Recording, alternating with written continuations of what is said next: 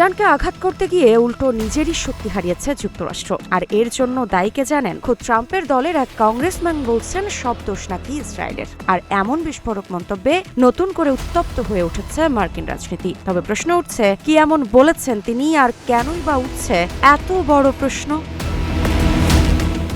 সংবাদ মাধ্যম দ্য ডনের বরাতে জানা যায়, ইরানের সঙ্গে সাম্প্রতিক সংঘাত নিয়ে এবার সরাসরি ট্রাম্প প্রশাসনের সমালোচনায় মুখ খুলেছেন রিপাবলিকান কংগ্রেসম্যান থমাস ম্যাসি। সংবাদ মাধ্যম দ্য ডনের বরাতে জানা যায়, ইরানের সঙ্গে সাম্প্রতিক সংঘাত নিয়ে এবার সরাসরি ট্রাম্প প্রশাসনের সমালোচনায় মুখ খুলেছেন রিপাবলিকান কংগ্রেসম্যান থমাস ম্যাসি। সামাজিক যোগাযোগ মাধ্যম এক্সে দেওয়া এক পোস্টে তিনি দাবি করেন, ইরানের সঙ্গে যুদ্ধ যুক্তরাষ্ট্রকে আগের চেয়ে আরও দুর্বল করে দিয়েছে।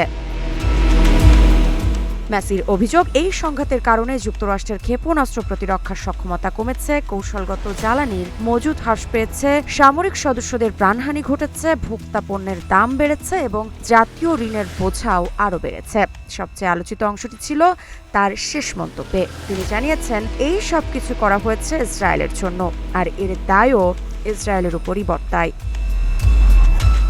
ম্যাসির এই বক্তব্যকে ট্রাম্প প্রশাসনের ইরান নীতির বিরুদ্ধে প্রকাশ্য বিদ্রোহ হিসেবেই দেখছেন অনেক বিশ্লেষক। কারণ এর আগেও বিদেশের সামরিক হস্তক্ষেপ এবং আন্তর্জাতিক সংঘাতে যুক্তরাষ্ট্রের ব্যয় নিয়ে তিনি বারবার আপত্তি তুলেছেন। আর এই বিষয়ে ট্রাম্প প্রশাসনের পক্ষ থেকে এখন পর্যন্ত কোনো আনুষ্ঠানিক প্রতিক্রিয়া জানানো হয়নি।